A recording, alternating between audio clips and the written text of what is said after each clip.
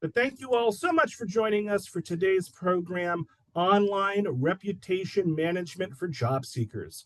Employers leverage technology to learn as much as possible about job candidates, hoping to avoid the extreme mistake of making a bad hire.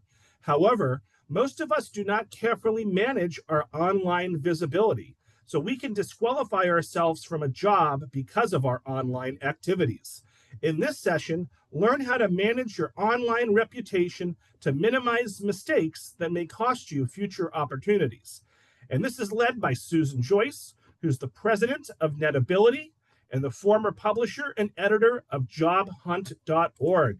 So, all 80 of us who are watching live and the many more that will watch the recording, let's give a big virtual round of applause to Susan for joining us this morning. And Susan, you can take it away. Thanks so much. Thank you, Robert. I hope you can hear me okay. All right. Well, good morning, everyone. This is such an important topic. I remember, I hate to say, a few decades ago when I was in HR at Harvard, we did background checks for only very, very, very senior jobs. He was coming in as an assistant dean or something, or, a really important job because it cost a lot of money to have companies do those background checks. It is so easy now. We have Google, and that's made life much more complicated for all of us, but a lot easier for HR to a certain degree. So we'll get into the details on that.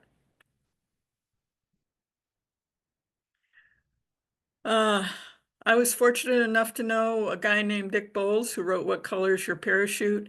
And he actually said this to me in 2009. And at the time I thought, oh my gosh, he's right. And boy, was he right as usual about so many things. Google is the new resume. Think about that. Keep that in your mind. It's also your business card. A bad hire is a very expensive mistake. And employers don't want to make that mistake at every level. And now they have Google, so they don't have to just do the very senior jobs, they can do every job.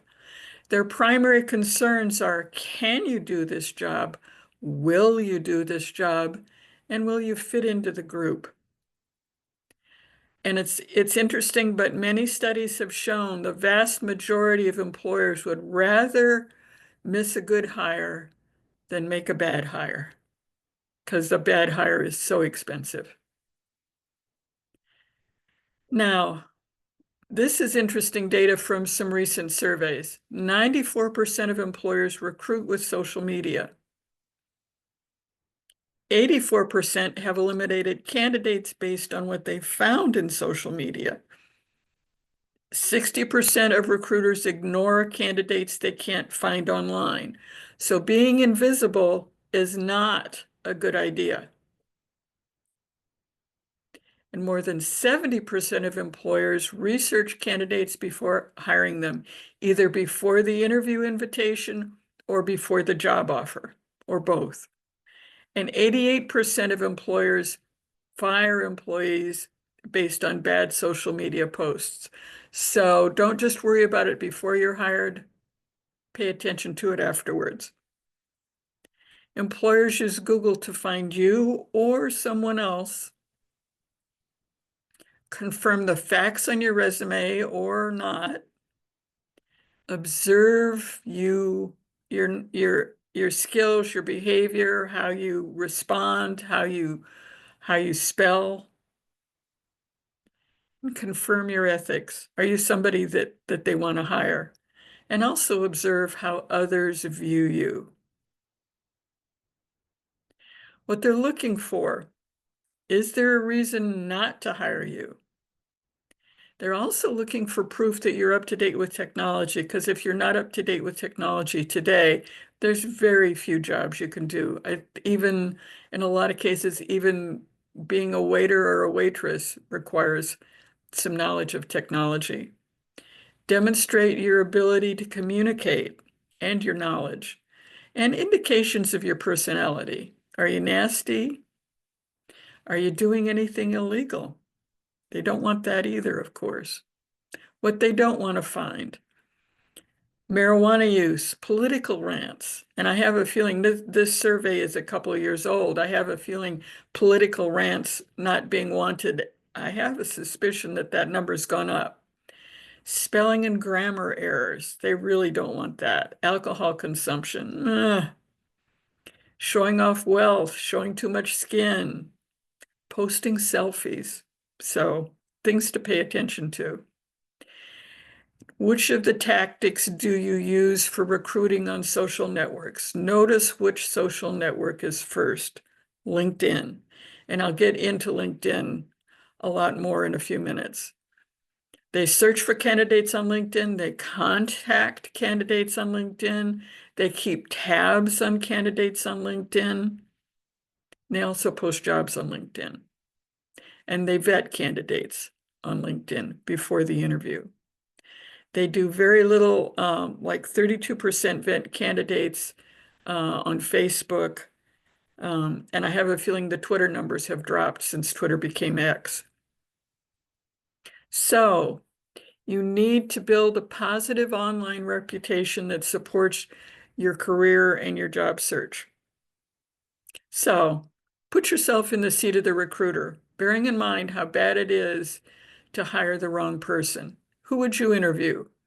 You've got 10 applicants, and that's usually a much bigger number. But let's just assume you have 10 applicants and they all meet the qualifications for the job. 3 have LinkedIn profiles, which provide rich detail about their knowledge, recommendations, examples of their communication skills, their personalities, and their accomplishments. 3 have skimpy LinkedIn profiles without a headshot or any recommendations. Recommendations are very important. Every recruiter I've spoken with highlights recommendations. They look for those. 2 have LinkedIn profiles with bad grammar, misspellings, and out-of-date terminology. And 3 can't be found on LinkedIn. Who would you interview? You'd interview the first 3, of course. And so do recruiters. So why LinkedIn? LinkedIn is really, it's kind of a gift to us. It's a job. You know, when you've got nothing else to do, you can work on your LinkedIn profile. It's your best visibility inside Google. Recruiters trust and use LinkedIn. Google puts public LinkedIn profiles on the first page of search results. You can have a private LinkedIn profile, but that's not really a good idea for 99.99% of us. You want a public profile because that will show up in Google search results on the first page and usually very near the top of the first page. And you control what LinkedIn tells the world about you. That's the beauty of it. 60% of recruiters will ignore you if they can't find you online, and they really obviously like LinkedIn. If you have bad visibility offline, you can push it off Google's first page of search results with your LinkedIn profile. If you do Amazon reviews, you can write Amazon books, post on LinkedIn or your own blog, do videos on YouTube or TikTok, do guest posts other places, or have other nice, clean, professional social media visibility. Facebook, Google does put Facebook generally on the first page, Instagram, GitHub. The good news is once you push it off the first page, most people don't see it because very few of us look at the second page of Google search results. So LinkedIn provides what's known as social proof. Close to 100% of recruiters Google applicants. Google trusts LinkedIn. That's why it's on the first page of results. And LinkedIn offers us many opportunities to share our accomplishments and demonstrate our knowledge. So it's great personal marketing. If recruiters can't find anything about you, they will ignore you. And LinkedIn is right now the most credible proof you can have. The social media platforms preferred by hiring managers. Again, this is a recruiter company survey. from a couple of years ago. You can see LinkedIn is at the top. Excuse me, your LinkedIn profile is your resume on steroids. Think of it that way. And it has much more credibility and space than resumes. And people ask me, why does LinkedIn have more credibility? It's because you're putting your LinkedIn profile in public, so your friends and family see it, people who know better see it. So people do lie on LinkedIn occasionally, but they don't seem to lie as often on LinkedIn as they do on their resumes or their job applications. Now, keywords are so important these days, and keywords are search terms. So your most important keywords,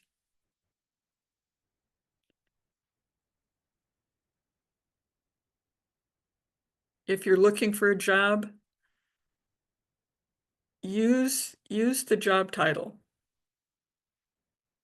Words are generic, experienced marketing professional, manager, or much, much, much worse, manger. I used to search LinkedIn periodically for misspellings, and you'd be amazed how many mangers there are on LinkedIn. And they've got nothing to do with feeding animals. The right keywords show your value to the employer and have less competition and much more recruiter interest. Keep that in mind. It's such an instinct to be generic, but being generic is a very bad idea now. Be specific. You can change things.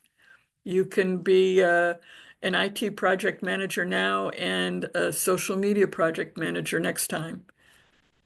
But you have to change everything to match the new goal, or the new role. But keep it consistent and don't be generic. Okay, words versus keywords. Marketing professional. Oh dear. Perfect timing. I'm sorry about this. I thought my computer was plugged in. No worries, Susan, no worries. Oh, it got unplugged. Excuse me a second.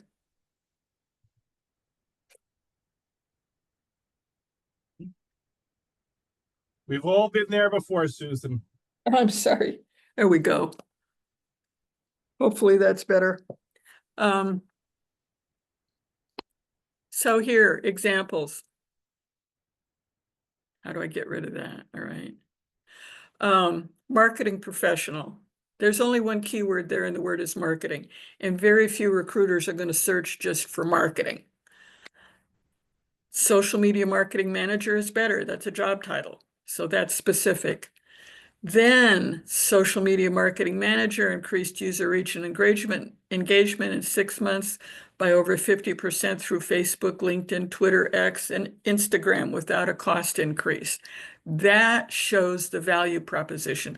That includes the accomplishments, and that has many more keywords like Facebook, LinkedIn, Twitter, user reach, etc. So keep that in mind in your LinkedIn professional headline, because your LinkedIn professional headline is something that Google will show in search results. And it's certainly something that's very, very visible inside of LinkedIn. Your most important keywords, absolutely your name.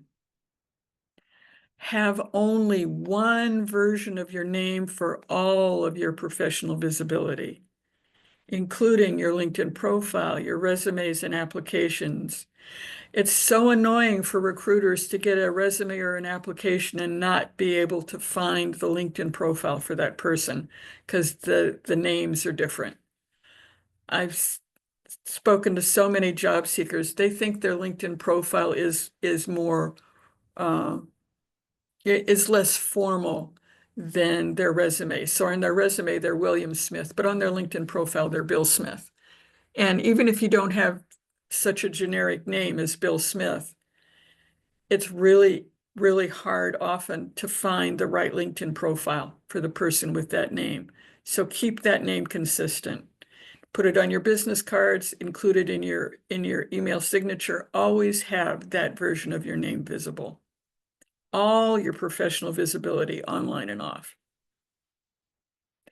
Then practice what I call defensive Googling. A few years ago, people were basically denigrated for doing a Google search on their own name. I forget what it was called. Ego surfing, I think was the term used. I call it defensive Googling, and I think it's a very smart thing to do. There was a job seeker I worked with a few years ago, really bright guy in his late 20s, techie, got laid off by a company that went out of business. So he was looking for a job, and he had a good LinkedIn profile, he had good resumes, but he'd submit his resume and not get a response, submit an application and not get a response. He'd even call and they'd be very cordial over the phone and then he'd get no response. So we Googled his name, and guess what? He had the same name of somebody who was convicted of a sexual offense in the same town where he lived. So he added his middle name to his resume and his LinkedIn profile, and he had a job within a month. It's that important. So be careful. Defensive Googling. Open a Google search page, type your name inside quotation marks, like I have my name typed here, and check the first 2 pages of results very carefully. There's now, I believe there's a Susan Joyce who's some sort of a TV star or something. And she dominates all the pages, all the Google search results page. But when you get to Susan Joyce, you do find me still. Look for anything negative about you or about someone else who uses that version of your name. And repeat this monthly. Now, there are things you can do when you find negative information, negative content, but I'll get into that later. If you find someone who an employer would not want to hire, then find a clean version of your name. Be more formal, be more complete, add your middle initial, your middle name, your maiden name if you're a woman, married woman, senior, junior, whatever, if you're a guy, or become less formal. In most cases, becoming more formal is the right thing to do, but it depends on whoever, if there's somebody really evil with the same name, it depends on which version they're using, of course. So recruiters search for qualified candidates using keywords in the job description. So job title, skills, experience, education, and certification. Also, the names of former employers are good. Other right keywords, look at the employer job descriptions. Include the skills that they have, that you have, that they want. And become a slash person. Funny job seeker a few years ago worked for a very cool company, and she was called an admin guru. Well, that was really an admin assistant job. So she became an admin guru slash admin assistant. Actually, I think we flipped it around, admin assistant slash admin guru. So become a slash person if you need to. And please, please, please spell everything correctly. Susan, before we move on, a couple of questions about middle initials. Yes. So Kathleen asks, is using a middle initial, let me try again, is using a middle initial associated with ageism? There was a somewhat renowned person with my name who passed away recently, and I have debated about including my middle initial. Just curious. I haven't heard middle initials associated with ageism. Have you, Robert? I have not. So I don't think that's an issue. I would check the background. I would Google the person who has died and see what's in Google about them. I mean, you wouldn't want to apply for a job and have somebody find an obituary. So I'd be a little careful about that. Hopefully they would know if they found an obituary and the obituary was, 2 weeks old, then a dead person wouldn't be applying for a job. Yeah, and then Kathleen, Judy asks, I've discovered that there is someone else in the country with my not so common name. I've previously never used my middle initial on my resume or on LinkedIn before, but I'm wondering if I should update all to include it. The other person doesn't have Yes, anything. Okay, there you go. All yes. right. Well, yeah, Would yeah, differentiate yourself from that other person. Absolutely. yeah. Their point was there's nothing wrong with the other person. There's nothing negative online about them, but they're in a very different field of work. So, Yeah, you want to be sure you're differentiated, that somebody doesn't find that and go, oh, why would this person apply for my job? let's see. DL says, what about the same first and last name but different town, and That and very different ages as well? Whereas this person is much younger, but the person who shares a name is much older. I would still differentiate myself from that other person. I mean, you don't know what they're going to do. And somebody who's doing quick research and they don't do thorough research, they just do quick research, and they find this other person first and they go, oh, they're not qualified for this job. And they don't bother to check and see that the towns are different or the states are different or the ages are different. Yeah. So, Susan, I'd say keep on going. We do have a few other questions, but I think you might cover them in future slides. So keep on Oh, going. okay, I hope so. Now, this a recruiter said to me a couple of weeks ago, your LinkedIn profile is now your business card. And basically, he's right. It's our business card. It's our public personas now. So you want, for an effective job search now, you need one clean version of your name. And you need a focused and a public LinkedIn profile. It's so easy to have a private LinkedIn profile, but that's absolutely a waste of time and energy. Don't have a private LinkedIn profile. Make it public. Resist the instinct to avoid online visibility. And I know so many people, they don't want to limit their options. They want to be sure that they're considered for every kind of job. And that's basically a dead end for most people. And don't argue and share your opinion about everything with everyone publicly. I mean, you can do it privately in email, or there are ways to communicate privately even on Facebook, but be very careful about that. Do it privately, don't do it publicly. Resumes versus LinkedIn profiles. LinkedIn profiles have much more credibility, and they've got a lot more space. You've got tons more space than a resume. Tens of thousands of more characters. And it's because your LinkedIn profile is public to people who know you. So the assumption is it's going to be more accurate. Now, when a recruiter has your resume and they compare it with your LinkedIn profile, their assumption is the LinkedIn profile is accurate.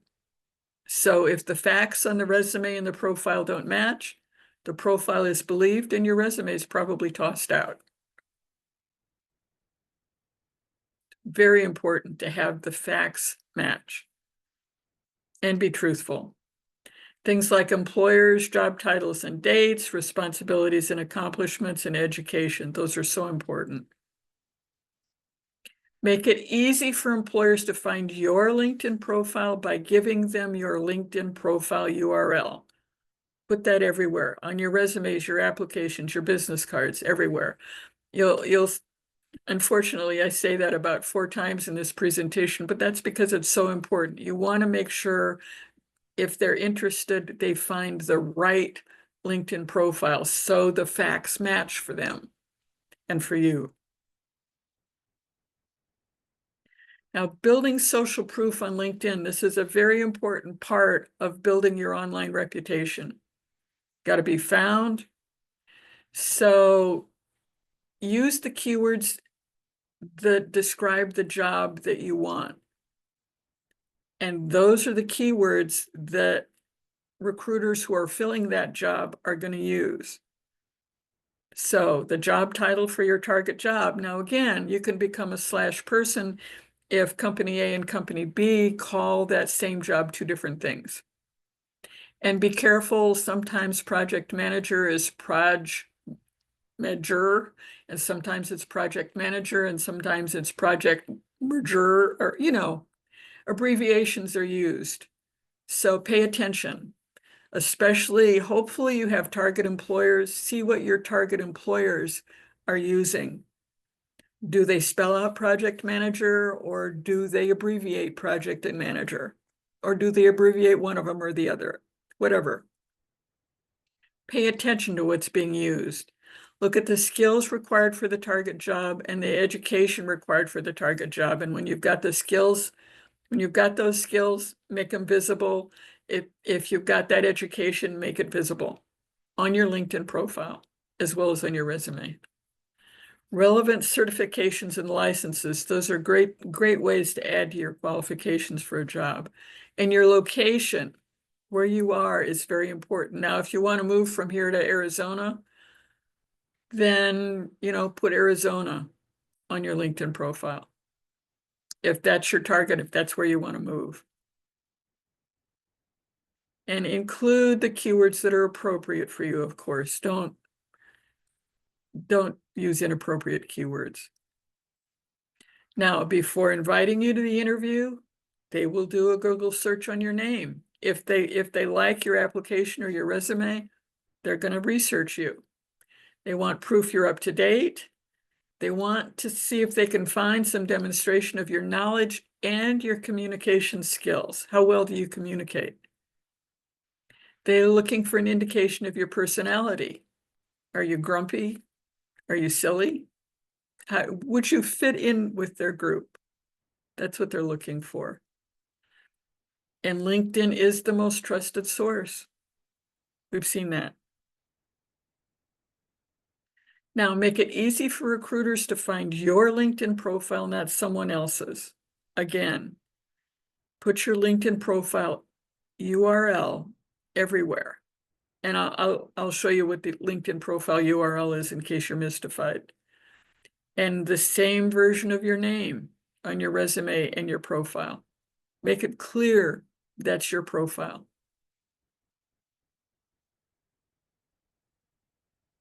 To be visible on LinkedIn, you want a complete LinkedIn profile.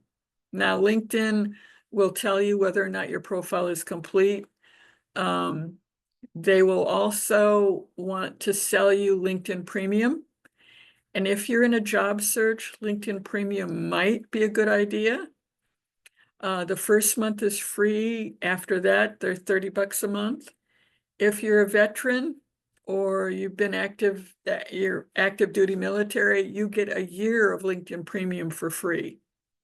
So LinkedIn Premium can make you more visible when recruiters are searching using LinkedIn to find candidates. So LinkedIn Premium can make you more visible inside that LinkedIn search. It's pricey, however. At least I think $30 a month is pricey. You want a public LinkedIn profile, and some people make their profile public, but they make their headshot private. Don't do that. Make the headshot public too. Profiles without public photos, public headshots are ignored. And be connected. More connections are better. Do it carefully, but connect to people you know or people you know about. Confirm that somebody is real before you accept an invitation to connect. Be active in LinkedIn. Share 1 or 2 updates a week. Comment on the posts of others. And do good comments. Don't just go, yeah, or no, that's a bad idea. Add positive, relevant information. Demonstrate your knowledge. And show that you can spell well. Join and contribute to groups. Groups used to be extremely popular. Then they kind of died. Now they're a little bit more popular, and there are also groups inside of messaging as well.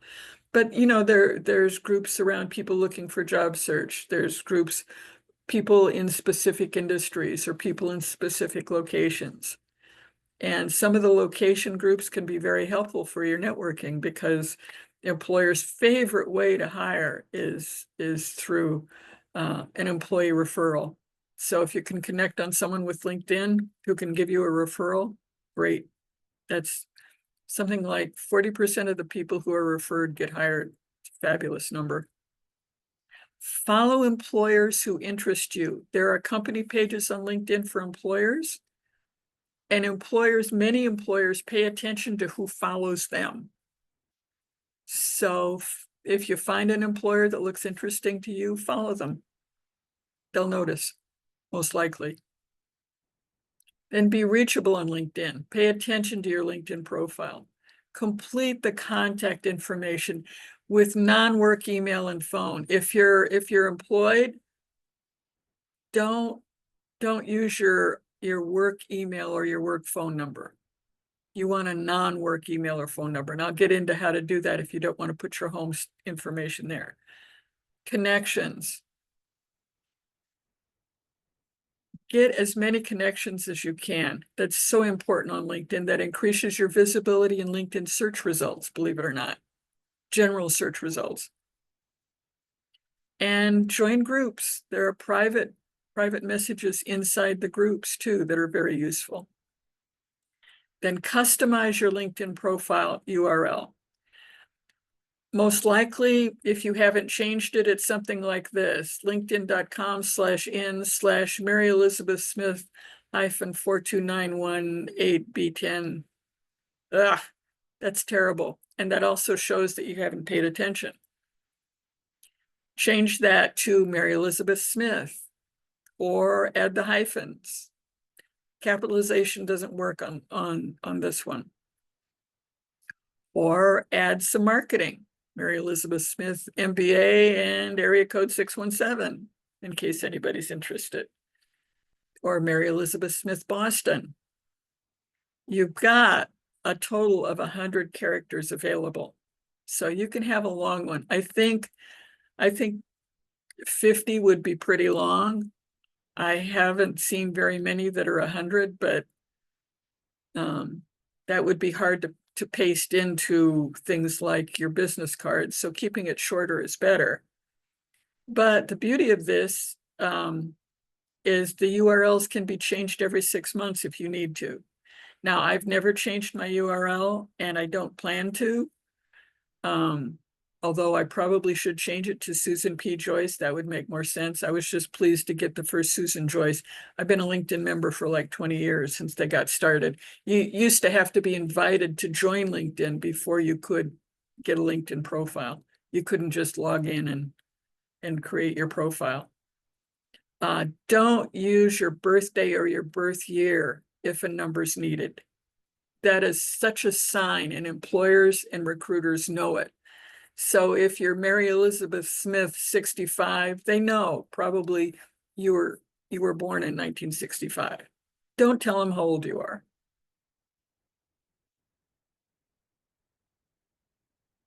Now, the non-work phone number. You can use your home personal number, or you can do Google Voice. Now, Google Voice used to be free when I first started recommending it. Now it's $16 a month. But you get to choose the phone number, and they will email the voicemail to you. If a voicemail comes, they'll send you a link, or they'll send you the text. Google's good at making money, and this is a good service if you want to protect your home phone number and you don't have any other options to use. And I'd be careful about putting my cell phone number up there too, obviously, for the same reasons you protect your home phone number. A non-work email address. Please, please, please, if you've got AOL, Yahoo, Excite, Hotmail, you're basically labeling yourself old. So get rid of AOL, Yahoo, Excite, Hotmail, etc. Colleges often will provide email addresses for free or for a low fee for alumni. There's Gmail, of course, and there's a bunch of other national providers that you can find. Do some searching if you can't use your college and you don't want to use Gmail. And put the contact information at the bottom of your About section in addition to the contact info section at the top of your profile.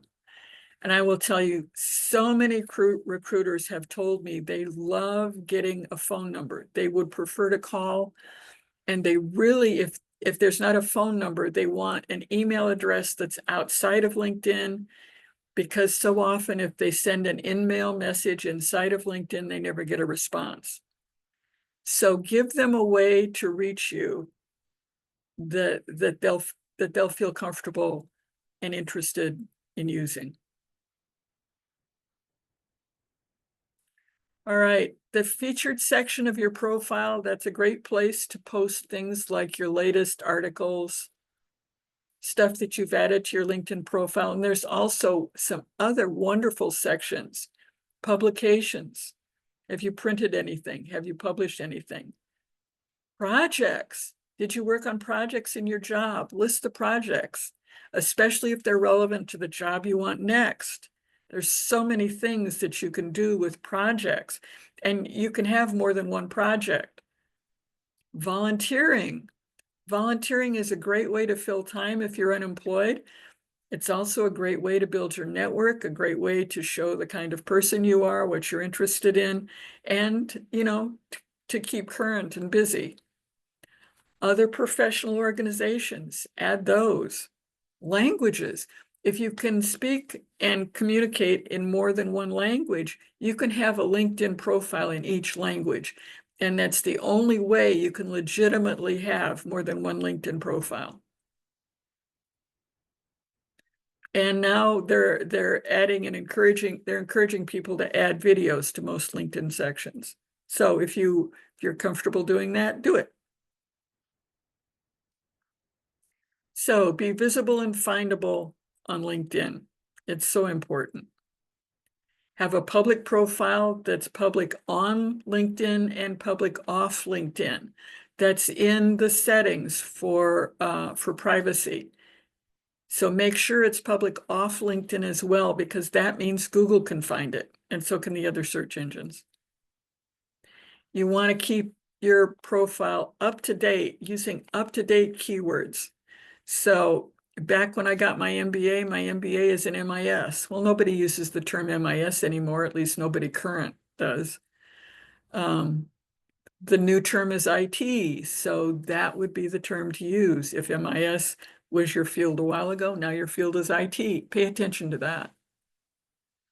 Headshot should always be visible. Never make it private. Your full name should be visible.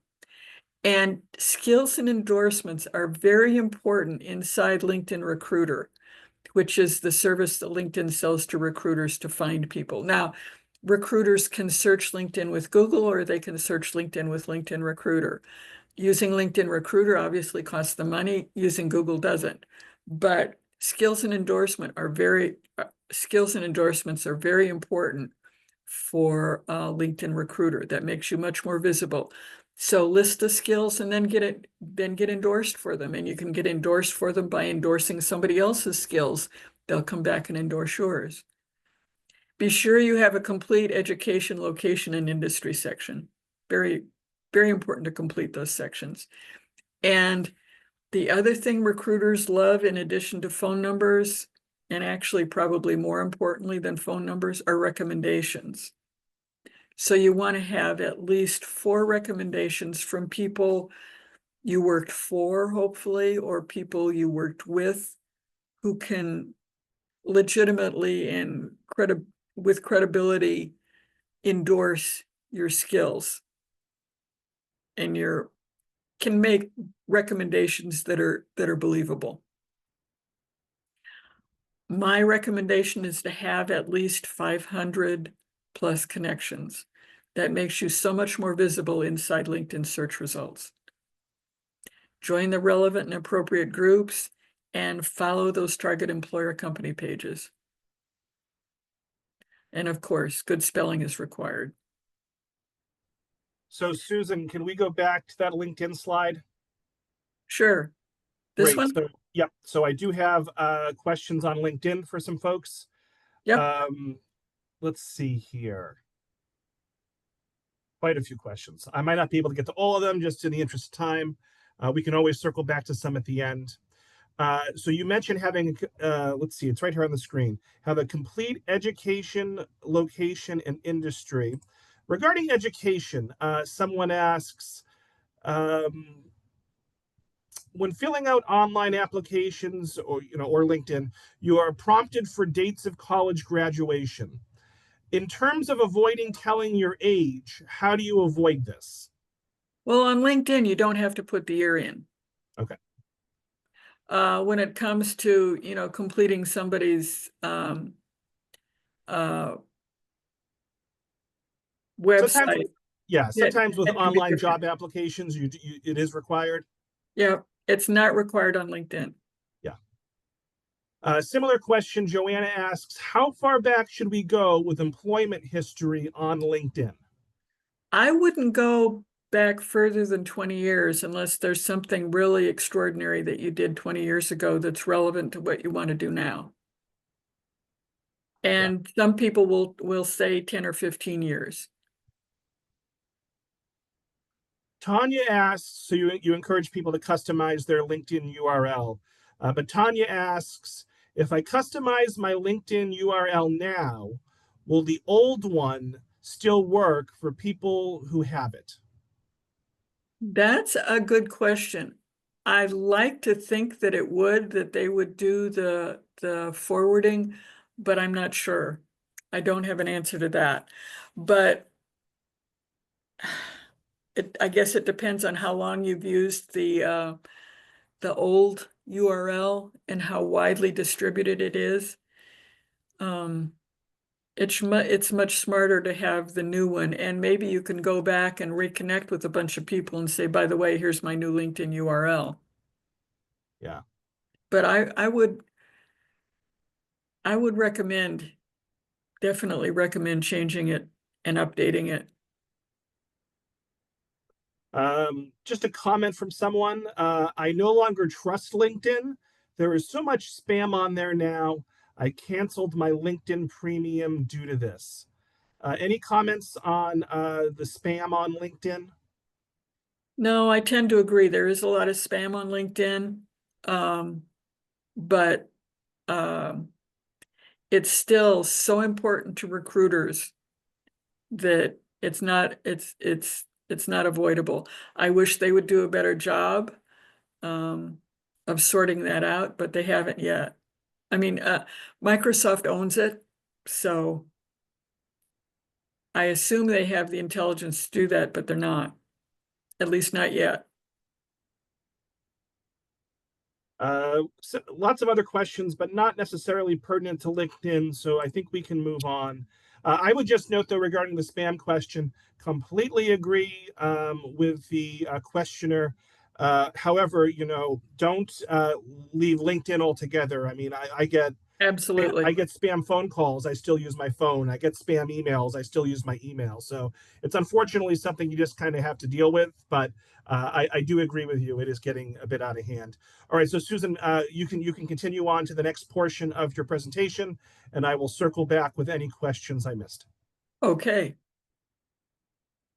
So online reputation management success strategies. Managing your online reputation.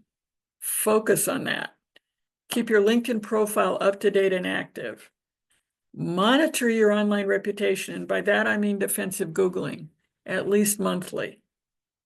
Clean up the digital dirt that is removable. Not all of it is removable, but if you can push it off the first page of Google search results, that's a definite plus. Make private what or delete or make private what you can. As you know, if there's something you've posted on a website or something someone else has posted on a website that's inappropriate or incorrect, contact the website and ask them to remove it. You can also reach out to Google to remove stuff from Google search results. Now, this isn't blanket. I mean, you can't go and get LinkedIn removed from Google search results. But there are a whole bunch of things that you can get removed from Google search results. And there's how you do it. Or just type in remove inappropriate content in a Google search. And then push the unremovable dirt off the first page of search results with as much positive content as you can. And do your best not to create more dirt, although certainly other people will be, and other websites will be creating dirt. Hopefully not about you, but it's how life is these days. Removing social media dirt. This is from Norton. And this seems like a very good idea. Find all your social media accounts, make accounts private until okay to be public, delete inappropriate posts and comments that you've made, delete any unused accounts or deactivate them, clean up your followers and friends. That's a great idea. Unfollow or block inappropriate accounts, use appropriate profile pictures, and routinely update your passwords. So that's a good idea. So people can't, if they know your password, they can't get on and create all kinds of garbage for you. So that's from Norton. And they've got articles on how to protect yourself. So does AARP. AARP does a wonderful job on this kind of information as well. Biggest LinkedIn mistakes: no LinkedIn profile, skimpy or unfocused profile, misspellings, private profile, no contact information, and few connections. And LinkedIn gives you a wonderful opportunity to research employers. What do they call the job you want? What do the people who do that job, what's their education, what's their experience? There's so much information you can connect and connections that you can make. Do not post your home address anywhere. Post your home phone number. Post the names and ages of your kids and other relatives. Trash anyone or anything.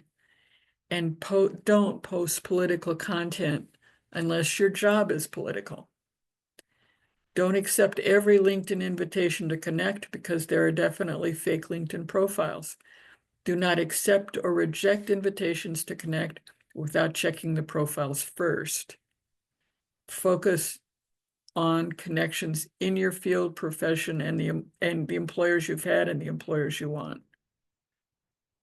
But I'll never forget the guy a few years ago who he had a blog. He was a job seeker and he had a nice blog, and he lived in downtown Boston, and he had pictures of his kids outside his home, and the names and obviously the ages of his daughters. And I was like, don't do that. And don't ignore LinkedIn. I mean, I'll admit right now I'm kind of ignoring LinkedIn. My husband just recently died, and I'm kind of recovering from all that. So it's taking me a while to get reconnected, but doing this presentation is helping me get reconnected. So, questions? Thank you for the hearts. Well, Susan, first of all, I'm so sorry your husband passed away. That I did not realize that. So, thank you thank you for doing this for us, given the circumstances. I remember you speaking about him previously. I'm sure he was a wonderful person. So, He was. yeah, thank you for. We're very sorry for your loss, and thanks for, in light of that, especially, thank you for doing this. So we definitely have some questions that we haven't gotten to. I'm going to go into the Q&A first, and then I'll go into the chat. Let's see here. Anonymous attendee asks, listening to this makes me wonder about situations where people do have an issue in their past. Not someone with the same name, but their name. They're the problem, is quote unquote problem. Is someone like that doomed? Assuming they have reformed or just made a bad mistake in their past, is there anything they can do? Well, I would change the name that was used and associated with the past event and use a different name to separate yourself from that visibility. Um, yeah, I mean that would still be the best strategy to use, because even if you've moved on from that, the assumption isn't going to be made that you have moved on from it. So I would change the name being used.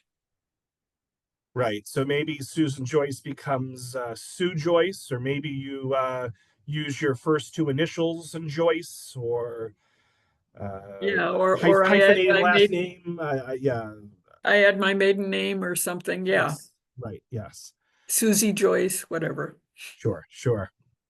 Anonymous attendee asks, how does one get rid of wrong biographical information some fast search platforms have on you? For example, one says that you're a high school graduate when you actually have a master's degree. They further explain, I use two names, one in my professional and birth name, and the other is my married name. So they use their birth name in professional settings and their married name in town and civic matters. The married name does not have any professional information online attached to it, so it comes with all sorts of wrong personal information in general Google searching. So, how do I get rid of the wrong info someone else just puts out there? Also, how do I get rid of old YouTube performances that someone else put up that I may no longer want on YouTube? Well, if there's stuff up there that you didn't post up there that you want removed, I would ask the person who posted it to remove it. If they don't respond, then I would ask YouTube if they would remove it. I don't know if YouTube will, but they might. It's not clear to me. I mean, who is it who owns YouTube? Is it Google that owns YouTube? I believe it is. Yeah, so um, they might respond well. That's something to look into. When it comes to having basically two identities, if you want to keep those completely separate, I guess you can go ahead and do that. I'm not sure exactly what the question about that was, whether they should do that or shouldn't, or what was the question? Yeah, so it was kind of a two-part question, the one about the YouTube performance clips, but then also the fact that they basically go by two names. They use their birth name for their profession, and they use their married name for For their like, city. yeah, yeah. And so the married name, for whatever reason, just there's bad information out there about it, incorrect information. For example, that they don't have a college degree, so she's just Well, the, trying to the rectify that. the place that is showing that you don't have a college degree, I would reach out to them and see if you can correct it. Um, and if your LinkedIn profile with that name shows that you have a college degree, that's more likely to be believed. Yeah. Let's see. Anonymous attendee says many of us are just not good at networking, and so getting 500 plus connections and getting recommendations on LinkedIn can be daunting. What do you suggest we do? Well, I'll have to admit I'm not uh, someone who likes to be real sociable either, but there's just sometimes you need to just reach out. Yep. So I would work on that because I don't know another way around it. Um, yeah, reach out, and it's surprising many of us feel that way. Probably most of us feel that way. So reaching out to somebody you worked with in the past, that can be a good thing. I mean, you can reconnect on, or you can connect on LinkedIn. You can give each other recommendations or references or endorsements for skills. And I had a friend recently who was expanding her LinkedIn profile, and she reached out to somebody she'd worked with like 10 or 15 years ago to just kind of reconnect and say hello and let him know that she was in a job search, and they had a job that was open and she got it. So, networking is not easy, I think, for most of us, but it's very important. Jumping back to the email point you made about having Gmail or maybe even using a college issued email address. Wayne notes that he has Verizon, and they give. Verizon's okay. Well, so what he's saying though is that recently Verizon has gotten rid of their Verizon.net, and now all Verizon customers have been given AOL email addresses. No. So right. So Wayne, even though Verizon gives you an email address, that doesn't stop you from creating a Gmail one for your job search purposes. Right. So I highly recommend that. Just having AOL, just like, yeah, right. not a good idea. Yeah, and let's see. We'll start to wind down here. Anonymous attendee asks, how can we leverage AI, artificial intelligence, to boost our online reputation, our online positioning? Oh, there's probably a million ways to do that. That's a whole other presentation, Susan, but you want to give Yes. it 15 seconds? What are your quick initial thoughts? Well, I know there's a lot of help going on with AI will help you write things better, so you can do a better resume, but you can also do maybe a better summary on LinkedIn. Right. I mean, there's so many tools. What you type in your text from your LinkedIn profile about section, type that in or copy it and plug it into AI and ask AI to improve it and see what it does. It's interesting. I've heard from recruiters that they're looking for tools that will help them identify when something has been modified by AI, but I'm not sure how they do that, and I'm not sure how effective that would be. Maybe that's the next problem we all face, but sure, plug things into AI and see if they will improve the the writing. So I'm going to leave a couple on the cutting room floor. I apologize for not getting to everyone's questions, but we did really well here. I want to give Susan a big virtual round of applause for a great presentation. Susan, any last words for the audience before we wrap things up? Well, I just know that recruiters, and thank you very much. Thank you very much. I wish you all a lot of luck, and I know recruiters are feeling they're feeling desperate now. So hopefully that will make job search a bit easier, but have that LinkedIn profile supporting you and pushing anything bad down off the top of Google search results. Yeah, all great advice. For those folks making questions and comments about AI, you'll all be employed by then. But in about 2 months, we are going to have a talk on AI and how you can use it to improve your job search. So I don't want to shortchange that conversation. Like I said, that could be an entirely different presentation, and we will have one in about 2 months. So stay tuned for that. All right, so for folks watching live, look for an email from me later today with a link to the recording. I'm going to attach the slides as a PDF, and I will include the chat, and I will have information about some other upcoming virtual programs for job seekers. I would note that next Wednesday, 9:30, Breaking Through Self-Doubt, a guide to overcoming imposter syndrome with Linda Ugolo. She always does a great job. Also, for those watching live, please take the feedback survey when you exit. So thank you all so much, and I hope everyone enjoys the rest of their day. Thanks again, Susan. Thank you. Good luck, everybody. Thank you.